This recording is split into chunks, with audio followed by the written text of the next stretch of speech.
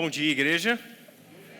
Uma alegria estarmos juntos, dando sequência à nossa série sobre os Salmos, dentro dessa perspectiva de recomeço, um novo começo, a novidade de vida, a nova vida possível por meio daquilo que Jesus Cristo fez por nós na cruz do Calvário.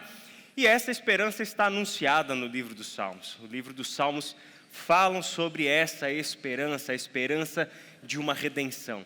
A esperança para além do ato sacrificial. Caleb pregou para a gente na semana passada sobre o Salmo 51, onde já existia ali, no Salmo 51, um salmo de penitência, um salmo de confissão de pecado, um salmo de reconhecimento do seu erro, e um salmo que reconhece também a certeza inabalável que uma pessoa que anda com Deus pode ter. O nosso Deus é misericordioso, o nosso Deus é amor, o nosso Deus é perdoador e tem o hábito de perdoar todos aqueles que, reconhecendo os seus pecados, confessam os seus pecados, buscam a redenção neste Deus e neste Deus encontrarão essa redenção. E o Salmo 51 termina com uma fala além do seu tempo, até como Caleb mostrou para nós.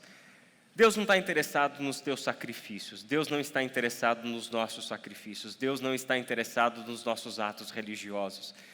Deus não está interessado em você marcando ponto dentro da igreja, Deus não está interessado em você cumprindo tarefas que alguém te ensinou, que faz parte da vida de um religioso cristão.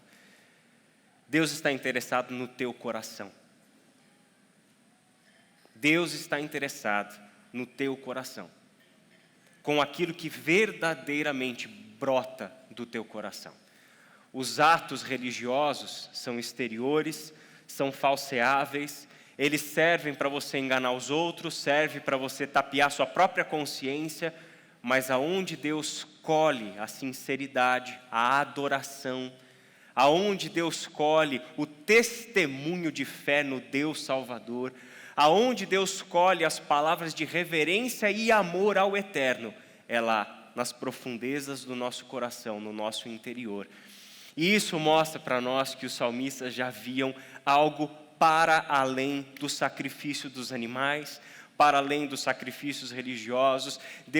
Os salmistas já enxergavam este Deus perdoando com um outro fundamento, que não aquilo que nós tínhamos para oferecer, mas exclusivamente na sua graça, exclusivamente na sua capacidade inerente de amar, de ser misericordioso, de ser um Deus de fidelidade à sua palavra e de cumprir em nós, na nossa vida e na nossa experiência, o seu amor leal que nos perdoa e que nos acolhe.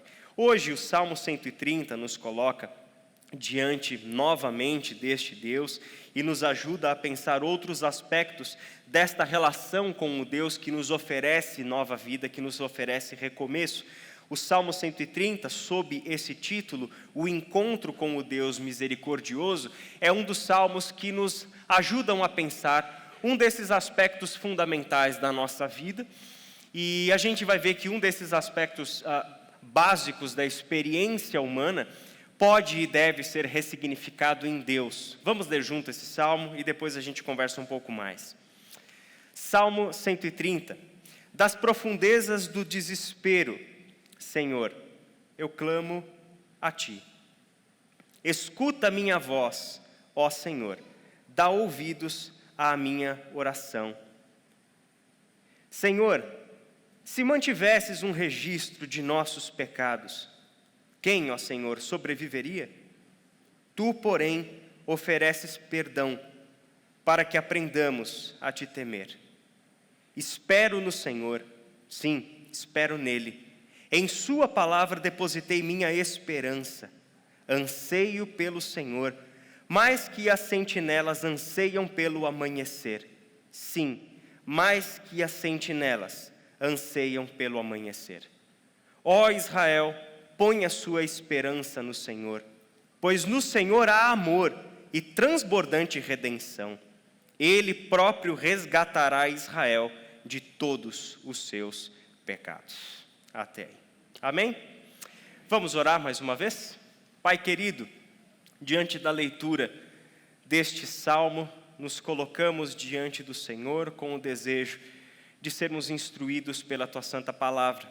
Que o Teu Santo Espírito traga a nós a iluminação para que estas palavras sejam vida diante dos nossos olhos.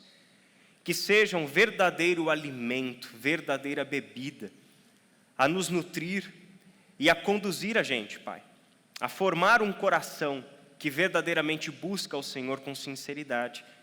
Um coração sincero, um coração rendido ao Senhor, porque sabe que no Senhor encontra a misericórdia. Em nome de Jesus. Amém. O Salmo 130 é um dos salmos de peregrinação. Os salmos de peregrinação, ou os salmos dos degraus, como talvez a sua Bíblia tenha colocado aí, são salmos entoados pela comunidade de Israel em uma jornada, em uma romaria, em uma procissão até Jerusalém. Então, os viajantes, os peregrinos, saíam de suas casas, saíam de suas cidades, saíam de suas localidades, e eles iam em direção a Jerusalém para adorar o Senhor. Isso tanto para o encontro da comunidade, como em dias festivos, em datas especiais. Os cânticos de peregrinação são esses salmos que vão do Salmo 120 até o Salmo 134, entoados pela comunidade nesta viagem, nessa jornada até a cidade de Jerusalém. E essa é a importância desses cânticos de peregrinação dentro do saltério, dentro da coletânea dos 150 salmos. São salmos, geralmente, salmos mais curtos e lidam com diversos aspectos da vida. Esses salmos de peregrinação abordam diversos temas que fazem parte da nossa vida. Por quê? Porque a jornada da casa até Jerusalém, da cidade em que se mora, até o santo templo do Senhor, para ali em comunidade adorar o Senhor, prestar culto ao Senhor, sacrificar ao Senhor e etc., fazia parte para eles também de um tempo de reflexão sobre a própria vida, sob a simbologia de uma jornada. A nossa vida é como uma jornada. E nós que cremos em Deus, nós que recebemos Cristo como Senhor e Salvador, sabemos que essa nossa jornada de vida, que se inicia no nosso encontro com o Deus misericordioso, em direção a estas promessas eternas que o Senhor tem para nós, essa nossa jornada de vida é cheia de altos e baixos, é cheia de perigos, é cheia de dúvidas, é cheio de crises, é cheio de lamentos, é cheio de festa também. Isso faz parte da vida humana. E os salmos lidam com material humano. Os salmos não lidam com uma realidade alternativa, onde tudo é um mar de rosas, onde a vida é as mil maravilhas. Ele é um texto realista que coloca os nossos pés no chão, ao mesmo tempo em coloca os nossos olhos em Deus, para que vivamos a nossa vida com os seus altos e baixos, com os seus momentos de luta, com os seus momentos de celebração, com os seus momentos de riso, com os seus momentos de choro, diante do Deus eterno que nos conduz pelo caminho e que dá objetivo, que dá meta, que dá sentido a esta jornada que é a nossa vida. Eles ilustram, portanto, a vida como uma jornada em direção ao Senhor e nos colocam diante de diversos aspectos da vida, como conflitos, como expectativas, como os problemas interiores e exteriores. Um desses problemas que os salmos de peregrinação nos coloca diante é o problema do sofrimento. Os salmos, no seu conjunto, 150 salmos, apresentam um testemunho de fé que esta comunidade, ao longo de muitos anos, foi formando sobre Deus. E este testemunho de fé, dentro do livro dos Salmos especificamente, vem para nós em forma de canções, de orações, de poemas, de arte poética. Eles vão ali dizendo o que pensam sobre Deus, mas o que pensam sobre Deus não como filósofos pensam nos seus objetos de estudo. O que pensam sobre Deus a partir da sua experiência com Deus. A partir do que sabem de Deus, porque receberam como um legado dos seus pais, e a partir do quanto este legado recebido dos seus pais, sobre quem Deus é, tem afetado a sua vida, tem trazido significado à sua vida, tem trazido resposta à sua vida, como também tem trazido conflitos, confrontações à sua vida. Os salmos, na sua totalidade, fazem este testemunho de fé sobre Deus. Agora, preste atenção, esse testemunho de fé que os salmos fazem sobre Deus é tremendamente honesto, em um nível de honestidade para falar sobre a vida diante de Deus, que eu duvido que a gente tenha para fazer hoje. Eles são tremendamente honestos, e eles não escondem os conflitos de crer em Deus. Eles não jogam para debaixo do tapete as dificuldades de crer em Deus diante de certas circunstâncias da vida. Eles expõem, pelo contrário, o paradoxo que às vezes é crer em Deus e continuar a viver neste mundo. Confiar em Deus e continuar a viver nesse mundo. Eles apresentam esses paradoxos. Diversos salmos, por exemplo, são salmos de orientação para o povo. O Salmo 1 já começa com um salmo de orientação. Salmos de orientação nos falam sobre o que nós devemos fazer, nos fala sobre o que nós devemos pensar, nos fala diretamente sobre quem Deus é, nos fala como nós resolvemos certas coisas diante de Deus, como resolvemos certos conflitos. Os salmos de orientação são, como o próprio título dá, salmos que orientam com clareza a gente pela vida. Eles nos ensinam a meditar e obedecer a lei do Senhor, nos ensinam a amar o Senhor, nos ensinam a rejeitar a injustiça e a impiedade, nos ensinam a desfrutar a prosperidade da vida na fidelidade ao Senhor. Mas um outro conjunto considerável de salmos são salmos completamente desorientados, sem orientação nenhuma. Na verdade, eles não vão te dar uma orientação, eles vão colocar uma pulga atrás da tua orelha. Eles vão colocar um ponto de exclamação diante de você. Diversos salmos são palavras de desorientação. Por exemplo, obedecer a Deus não me levou à prosperidade. Pelo contrário, eu que fui fiel a Deus e obediente a Deus, estou indo de mal a pior. E o ímpio que rejeita a Deus e a sua lei, prospera e vai bem. Então nem sempre as coisas é como matemática. A fé em Deus e o testemunho desse ser nem sempre é uma ciência exata. Faz isso, mais aquilo, resultado esse. Nem sempre funciona desse jeito. E os salmos falam sobre isso. Salmo 22 é um salmo que a gente não tem nem como escapar dele, porque inclusive é um salmo de desorientação, citado por Jesus no seu momento derradeiro. De alguém que se sente abandonado por Deus, mesmo sendo a vida toda fiel a Deus. São salmos que nos colocam diante de uma realidade que nem sempre é fácil explicar. Esse, de fato, é um problema. Só que graças a Deus por bons problemas. Os salmos assim nos mostram que amar a Deus e que andar com Deus, meditar e obedecer em sua lei, a sua vontade revelada, praticar a justiça exigida por Ele, buscar santidade, não são, nunca foram e nunca serão garantias de que nós não passaremos pelo sofrimento. Ele nos ensina, e os salmos nos ensinam, mesmo passando por esses altos e baixos, mesmo diante dessas crises conceituais e experienciais, mesmo diante desses paradoxos do testemunho de Deus, os salmistas nos incentivam a continuar fazendo aquilo que Deus nos instrui pela sua palavra.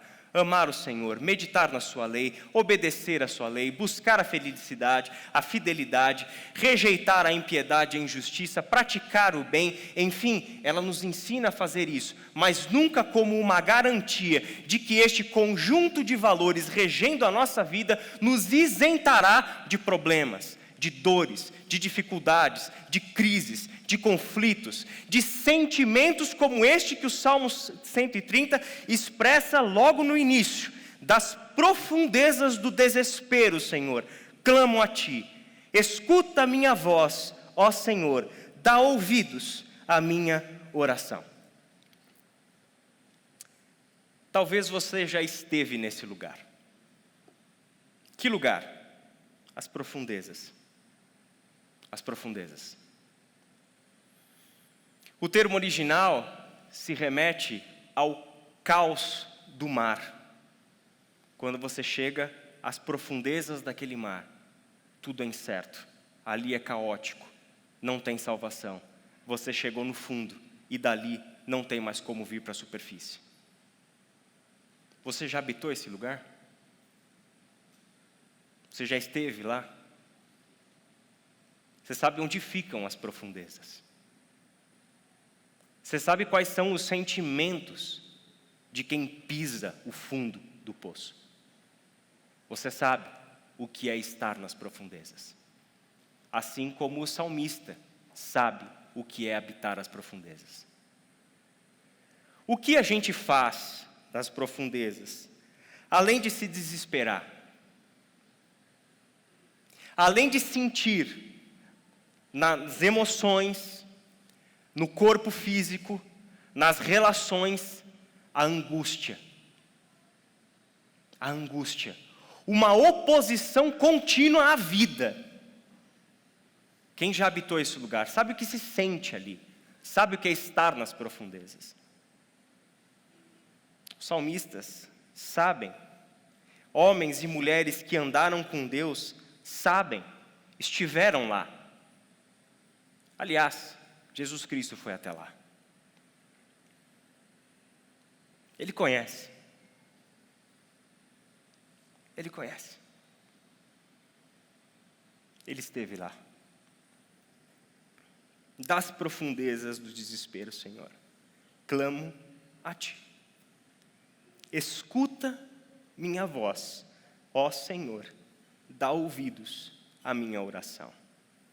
Ao mesmo tempo em que esse salmo inicia com uma situação caótica, crítica, de alguém que está falando para Deus: Deus, é o seguinte, a minha vida chegou no fundo do poço. Eu já não sei mais quem eu sou, eu não sei mais como eu cheguei aqui, eu muito menos sei como eu saio daqui. Ao mesmo tempo, esse salmo tem algo fundamental a dizer para nós. Porque estar nas profundezas é algo que talvez você já visitou, talvez seja um lugar onde você esteja hoje, ou talvez seja o lugar onde você vai chegar amanhã. Mas é importante que lá das profundezas você saiba a quem clamar. Você saiba que nas profundezas você não está sozinho. Você sabe que nas profundezas você pode estar, mas lá você não está escondido da presença de Deus. A sua voz não deixará de chegar ao trono de graça do Deus misericordioso. E é com esta convicção que das profundezas o salmista faz o quê? Grita por socorro. Clama, pede. Senhor, clamo a Ti, escuta a minha voz, ó Senhor, dá ouvidos à minha oração. O que você leva com você para as profundezas? É importante que você leve com você a convicção de quem Deus é. O salmista leva uma convicção que todo israelita recebe desde a infância. Que convicção é essa? Quem é Deus? E como que um israelita desde criança ouve dos seus pais sobre quem é Deus? Dos seus pais contando aos seus filhos sobre os feitos do Senhor. Feitos que vêm sendo contados de geração em geração. E o fundamento da experiência que forma a identidade dessa gente como povo de Deus foi aquilo que aconteceu lá no livro do Êxodo. A história quando Deus libertou o seu povo da terra do Egito, da terra da escravidão. conduzi-os com mão poderosa daquela jornada, de dentro daquela poderosa nação, por 40 anos de peregrinação até o deserto, para ali formar o seu povo, dar ao seu povo a sua lei, e então instituí-los como uma nação escolhida, cujos propósitos são definidos pelo Senhor. Eles conhecem essa história, porque nessa história está o fundamento da identidade deles como povo de Deus. E como que essa história começa? Essa história não começa com Deus abrindo o mar. Essa história não começa com Deus enviando 10 pragas. Essa história não começa com coisas maravilhosas sendo vistas por esse povo. Isso tudo vai ter o seu lugar. Essa história começa desse jeito. É gente que das profundezas clama ao Senhor. E o que é que Deus diz para Moisés, quando chama Moisés para ir ao faraó libertar o seu povo do Egito? Moisés, eu ouvi o clamor do meu povo. Eu vi a opressão do meu povo. E eu desci para libertar o meu povo da escravidão, da terra da opressão. Qual é a convicção com que o salmista vai para as profundezas? A convicção de que ele tem um Deus que o ouve. Porque esse Deus, de geração em geração, tem dado provas da sua fidelidade. E todos aqueles que clamam ao Senhor são ouvidos pelo Senhor. Que todos aqueles que no seu desespero, que das profundezas, clamam ao Senhor, são ouvidos pelo Senhor. Essa é a convicção com que abre a oração do Salmo. O Salmo continua refletindo para nós. Por que então nós sofremos? Bom, essa é uma outra pergunta que tem mantido filósofos e religiosos e acadêmicos ocupados há séculos. Por que nós sofremos? Você vai ter diversas respostas diferentes para essa pergunta, dependendo de qual aspecto da vida humana, da experiência humana, período da história humana, que for analisado por uma determinada ciência com as suas próprias ferramentas. A tendência é que cada uma delas acha que tem a resposta total, completa e global e que dá conta do sofrimento humano e responder sobre esse sofrimento de uma maneira universal. A Bíblia dá a sua resposta, e nós temos essa como uma diferente, por quê? Porque essa para nós é a revelação de Deus. Essa para nós dá conta da realidade fundamental. Então existem diversas formas pelas quais a gente poderia responder, se o nosso recurso for a sabedoria humana, o conhecimento humano, as ferramentas humanas, mas o ponto de partida para uma resposta bíblica a esta pergunta do porquê nós sofremos, sempre será a nossa condição humana por causa do pecado. A resposta do porquê sofremos encontra-se contada inicialmente em Gênesis capítulo 3. Por que nós sofremos? Porque a nossa condição humana é uma condição não idealizada por Deus. Não é a condição para a qual Deus nos criou. Na criação de Deus, o pecado introduziu uma ruptura. O pecado introduziu quebra. O pecado foi destruindo, no sentido de separar tudo aquilo que Deus criou como algo inteiro, único, harmônico. O pecado é o que separa aquilo que Deus criou para ser um só. E os nossos motivos, as nossas sensações, os nossos momentos de vida em que o sofrimento chega sobre nós, se a gente for regredir para pensar até onde isso começa, isso tem a ver primordialmente com a ruptura da nossa relação com Deus. Esta é a fonte primeira de todo o sofrimento, que agora se manifesta de diversas formas. Que agora é multifatorial, que agora a gente consegue enxergar e experimentar, infelizmente, de diversas formas. O Salmo 129, por exemplo, nos dá uma das fontes do sofrimento. Na sexta-feira, a gente fez um vídeo, colocou no Instagram. Quem assistiu esse vídeo anunciando a pregação de domingo na Iba Viva? Levanta a mão, rapidinho. Muito bem. Quem não levantou a mão, por favor, comece a acessar a rede social para alguma utilidade e acessar o que a gente faz aqui na Iba Viva, tá? De vocês que levantaram a mão, quantos de vocês leram o Salmo 129 e o Salmo 130? Por favor, levanta a mão. Vocês que ficaram com as mãos abaixadas, a gente pretende em algum dia orar pela alma de vocês. Porque vocês sabiam e não fizeram. Né? Tem muitos salmos que falam sobre gente assim, mas eu não vou falar. O Salmo 129, que nós lemos aí como preparação para o nosso encontro, mostra que uma das fontes do sofrimento humano são as ações dos inimigos do povo de Deus, ou das pessoas contra nós. Embora o povo tenha sido livrado pelo Senhor, este povo, que canta o Salmo 129, não deixa de carregar em suas costas as cicatrizes dos ataques dos inimigos. Vamos ler rapidinho o Salmo 129, de 1 a 4? Desde minha juventude, meus inimigos me perseguem. Que todo Israel diga, desde a minha juventude, meus inimigos me perseguem, mas nunca me derrotaram. Parece que está tudo bem, né? Mas você vai ver que esse negócio não é bem assim. Minhas costas estão cobertas de feridas, como os longos sulcos feitos pelo arado na terra. O Senhor, porém, é justo. Ele me livrou das cordas dos perversos. Eu não fui derrotado. O que isso quer dizer? Eu ainda tenho fôlego de vida aqui, mas as minhas costas estão machucadas. Mas eu carrego as cicatrizes dos males que os outros fizeram contra mim. Nós carregamos os ataques que os inimigos fizeram contra nós. Interessante.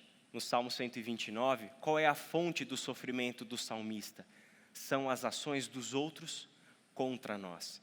E no Salmo 130, versos 3 e 4, a gente descobre que, neste outro caso, a fonte do sofrimento não são os pecados dos inimigos contra Israel, mas são os próprios pecados de Israel. São os erros cometidos por eles mesmos.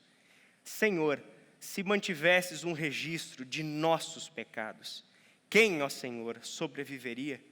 Tu, porém, ofereces perdão para que aprendamos a te temer. Eis aí, podemos olhar para a nossa vida e talvez fazer uma lista daquilo que foi, na nossa história, sofrimento causado pelas ações dos outros contra a gente, na qual nós não tivemos participação. Fomos vítimas deste processo.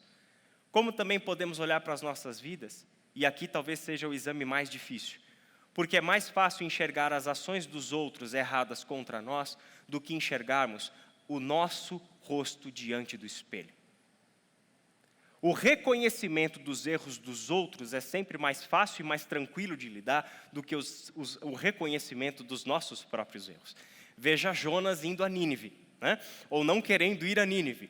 Jonas, vai para Nínive pregar, porque a maldade de Nínive subiu até mim, não tem mais como tolerar os crimes de guerra cometidos por Nínive, a impiedade, a desumanidade das ações. Chega, Jonas, vai lá e anuncia a destruição de Nínive. O interessante é que Jonas, o que faz? Não vai. Ele vai para Tarsis. Aí você fica pensando, né? Talvez Jonas tenha ouvido aquilo que um profeta mais gostaria de ouvir no seu tempo. Deus vai destruir a nação inimiga. Porque Nínive é inimigo de Israel. Nínive é arqui-inimigo do povo naquele contexto. É um povo que não suporta Nínive, não suporta a Síria.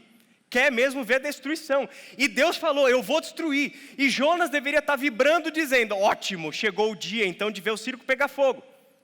Mas a reação de Jonas não é essa. Por quê? Porque ele não conhece a Deus? Não, é justamente porque ele conhece a Deus. E porque ele conhece a Deus, ele foge para não pregar em Nínive. Só que Deus quer que ele pregue, então acontece toda aquela história. Ele vai para a embarcação, a tempestade, ele é jogado no mar para salvar a vida dos marinheiros e etc. Ele é engolido pelo peixe. Lá do peixe, o que ele entoa ao Senhor? Um salmo, ou diversas porções de salmos, das profundezas. Ele clama ao Senhor. E das profundezas, no caso de Jonas, literalmente, como era a sua situação, clama ao Senhor, é ouvido pelo Senhor e ele é devolvido à vida. Cuspido aonde? Na praia de Nínive, vai pregar. E aí dessa vez ele prega, foi convencido pelo Senhor. Corre a cidade inteira que nem um maluco fedendo a peixe, pregando o Senhor para todo lado e etc. E o que acontece? Nínive se arrepende dos seus pecados. Nínive reconhece os seus erros e decreta ações para a reparação dos seus erros, mudança dos seus caminhos. E Jonas? Jonas fica triste. Jonas fica decepcionado, mas na verdade era algo que ele já sabia que podia acontecer mesmo. Ele chega para Deus e fala: eu tenho desejos de morte. Por quê? Porque aconteceu o que eu sabia que ia acontecer. Porque se eu fosse lá, anunciasse a sua palavra, e eles se arrependessem, o Senhor é misericordioso. O Senhor é amor. O Senhor tem esse terrível hábito de perdoar os pecadores. A incoerência da história de Jonas. E por que você está vivo, meu? Porque você foi perdoado. Você só está aqui respirando porque você foi perdoado pelo Senhor. E agora você está questionando o Senhor com desejo de morrer porque o Senhor perdoou o outro. Só porque esse outro é aquele que você queria ver morto. Qual é a coerência disso? Jonas, é mais fácil enxergar o pecado de Nínive do que enxergar o pecado do Jonas que tem aqui dentro.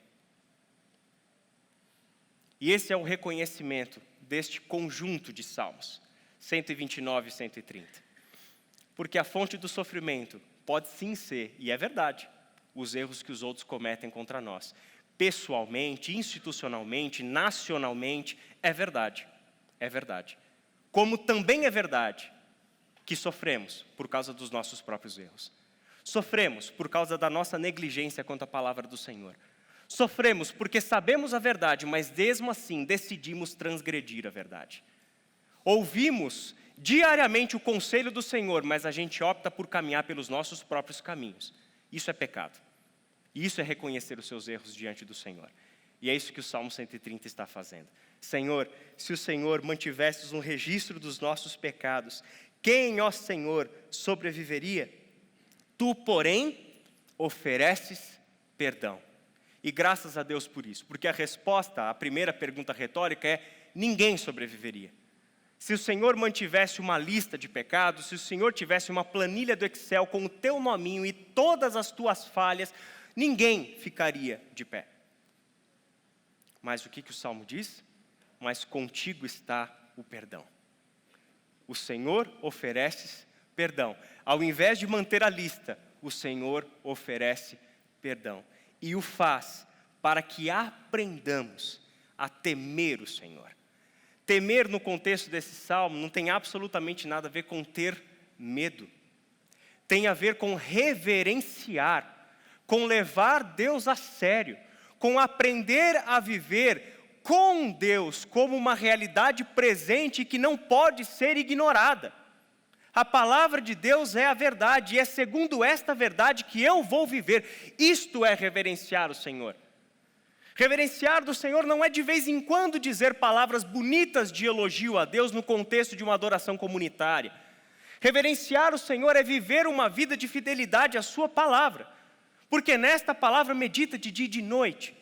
É ali que reverenciamos na vida o Senhor. E essa é a beleza da graça de Deus que nos alcança, porque a vida de obediência a Deus é uma resposta humana ao perdão que nós recebemos de Deus. E a nossa tendência legalista é achar que é uma vida de obediência que vai produzir perdão para nós. Mas o Salmo nos coloca diante de uma outra realidade. Não são os teus atos de obediência que farão com que Deus perdoe você. O perdão é uma ação única e exclusivamente de Deus em nossa direção. E a vida da obediência é a possibilidade que brotou deste encontro com um Deus misericordioso e que nos perdoou. É ali que nasce uma vida de obediência. Onde nasce alguém fiel a Deus? Onde nasce um humilde? Onde nasce um santo? Onde nasce uma mulher de Deus? Onde nasce um homem de Deus? É prostrado diante do Deus que perdoa. É no encontro com um Deus misericordioso que ali está nascendo alguém que verdadeiramente viverá em obediência ao Senhor. O fundamento da nossa vida não é uma ação humana, mas é a graça de Deus. O Salmo segue falando sobre o amanhecer. E essa é uma parte muito bonita do Salmo, central do Salmo. A gente só tem 2 partes para esse Salmo, tá, gente? Espero no Senhor, sim, espero nele. Em sua palavra depositei minha esperança. Que bonito. Ele começa falando das profundezas e do seu desespero. Ele começa trazendo a realidade, tanto dos pecados seus como do povo, como também da realidade do perdão de Deus, que assim nos ensina a reverenciá-lo. E então ele se coloca na única coisa que agora lhe cabe: vigiar e esperar. Tudo o que ele tinha para fazer já está feito em 4 versículos. Saber onde ele está. Eu estou no sofrimento. E não tapear essa verdade. Não sair procurando respostas mágicas para o seu sofrimento. Não sair procurando 5 passos para você parar de sofrer. Não sair procurando alguém que vai te ouvir por 5 minutos e falar 55 minutos para você o que você tem que fazer para parar de sofrer. Não. É alguém que chega diante de Deus reconhecendo o seu sofrimento. E o faz porque sabe que Deus ouve. E o faz porque sabe que Deus leva a sério o sofrimento humano. Tanto que enviou seu Filho ao mundo para ser identificado conosco no sofrimento. E não no regozijo da vida, mas no sofrimento. Ele leva a sério o teu sofrimento. E é ali, sem respostas práticas, sem conselhos rápidos, sem cursinho online, sem carrossel do Instagram para você ter as respostas do seu sofrimento. Nada disso. Um simples gesto de reconhecimento de onde se está, o clamor ao Deus, o reconhecimento da realidade dos seus pecados e o reconhecimento de que o pecador confesso encontra a face de um Deus misericordioso. Agora, o que lhe cabe? Nada além de vigiar e esperar. Ele espera por uma resposta. Ele espera pela sua palavra. Ele espera, e ele sabe o que ele espera. O que o Senhor dirá da sua situação? O que o Senhor dirá diante do seu sofrimento? O que o Senhor dirá em resposta ao seu clamor? O que será dito por este Senhor? É isso o que ele espera, e ele traz essa imagem bonita. Eu espero no Senhor, sim, eu espero nele. Em sua palavra depositei a minha esperança. E olha o que ele diz na sequência, no verso 6. Anseio pelo Senhor, mais que as sentinelas anseiam pelo amanhecer. Sim, mais que as sentinelas anseiam pelo amanhecer. Nesta posição de expectativa, o salmista me lembra aquela imagem de Abacuque. Quando Abacuque apresenta diante do Senhor um contexto diferente, apresenta ao Senhor as suas queixas. E o que Abacuque faz? Bom, o que eu tinha para dizer para o Senhor eu já disse. E o que você faz agora? Sobe para a torre de vigia, vigia e espera. Vigia e espera. E esse é um outro problema, com o qual nós precisamos aprender a lidar. Porque às vezes essa noite vai ser longa. Porque pode ser que esse raiar do sol vai demorar bastante para acontecer. Mas o salmista diz o quê? Ele vai acontecer. O dia vai nascer. E a noite vai acabar. Não importa quão escura, não importa quão longa, o sol vai raiar. E ele nasce todas as manhãs trazendo o dia. E é com isso que o salmista compara a intervenção do Senhor. O que eu tinha para fazer, eu fiz. Qualquer outra coisa que eu queira fazer daqui para frente, eu vou meter os pés pelas mãos, eu vou colocar os carros na frente dos bois. É saber aonde a gente chega e tudo que te compete e aquilo que compete ao Senhor. Vigiar e esperar. A imagem da sentinela aguardando o amanhecer é interessante, porque seja no contexto de uma cidade fortificada, a sentinela tem o seu lugar na torre de vigia e ele olha para fora da cidade. E ele tem uma função importantíssima, que é a segurança da cidade. Qualquer tipo de risco, qualquer tipo de ameaça tem que ser reportada imediatamente. Essa é a função da sentinela. No caso de um acampamento, é alguém que vai ficar no lago mais onde, como era o caso de peregrinos. O povo está acampado e a sentinela vai ter que subir numa árvore alta, vai ter que subir em um ponto mais alto para olhar os riscos de assaltantes, para olhar os riscos de animais ferozes, enfim, essa é a posição. Ele vai ter que vigiar, ele vai ter que ficar acordado. Esse é o seu trabalho. Mas o legal do sentinela é que ele tem esse trabalho fundamental, mas aparentemente ele não faz nada, né? Você já reparou isso? Vamos trazer essa imagem mais perto da gente, né? O vigia do teu condomínio, o vigia do teu prédio, o vigia da recepção da tua empresa, seja lá o que for. Ele tem esse trabalho dele. E o trabalho dele é vigiar, é olhar, é observar, é estar atento. Somente isso. E quando é que acaba o trabalho dele? Quando o sol nasce. O vigia noturno cumpriu a sua vigília, certo? Ele não é responsável pela manutenção do condomínio. Ele não é responsável pela folha de pagamento dos funcionários do condomínio. Ele não é responsável pela energia elétrica ou pelo encanamento. Ele não é responsável por nada disso. Ele não é responsável. Ele não faz muita coisa. E essa é a imagem bonita do vigia. Porque o vigia é aquele que só vigia, sabendo que a verdadeira proteção, a verdadeira provisão, o verdadeiro cuidado, aquele que faz todo o trabalho na prática, é o Senhor nos bastidores, e não Ele na sua vigília. A sua vigília é apenas vigiar e esperar pelo amanhecer. Na confiança, na plena certeza de que aquele que é responsável pela vida, aquele que é responsável por manter um ar circulando dentro de nós, aquele que é responsável por nos dar sentido existencial, aquele que é responsável pela nossa salvação eterna, trabalha e trabalha dia e noite desde o fundamento da criação. Ele quem trabalha, é Ele quem não dorme. Quantos outros salmos falam justamente sobre isso?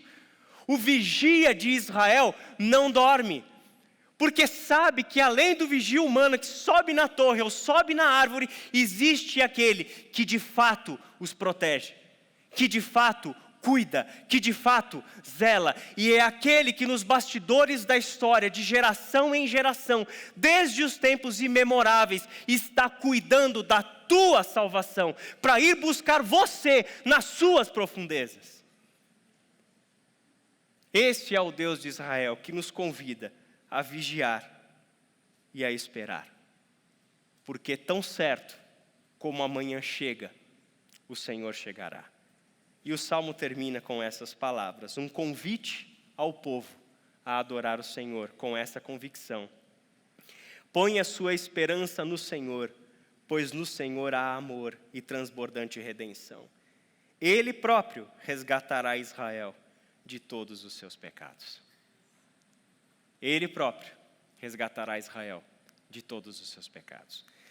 A gente tem uma grande, significativa vantagem em relação ao salmista, quando a gente lê essas palavras. Porque essa esperança no Senhor, esse Senhor que é amor e transbordante redenção, esse Senhor que aqui é declarado em tom de esperança, de que resgatará Israel da escravidão dos seus pecados, é aquele que enviou o seu Filho ao mundo. Esse é um conhecimento que nós temos e que cronologicamente o salmista ainda não tinha. Eu fico imaginando João Batista, lá no início do Evangelho de João, que cresceu ouvindo essas coisas, que cresceu ouvindo essas histórias, que aprendeu a cantar esse salmo, que aprendeu a declamar essas poesias, que aprendeu a cultivar no seu coração a esperança de que o verdadeiro Redentor um dia fará a sua intervenção. E de que o trabalho daqueles que vigiam chegará ao fim, porque o sol raiou. O sol da justiça raiará. E esse João Batista um dia vê Jesus passando e diz para os seus discípulos: eis o Cordeiro de Deus que tira o pecado do mundo. o sol raiou. O amanhecer já chegou. E aquele que traz a redenção a Israel de todos os seus pecados, aquele que te perdoa, não de um ou outro pecado que você tenha cometido, mas que te redime de uma existência em pecado. Este veio. E é no Cordeiro de Deus que tira o pecado do mundo que nós colocamos toda a nossa esperança. O Salmo fala desta esperança olhando para frente, no que estava para acontecer.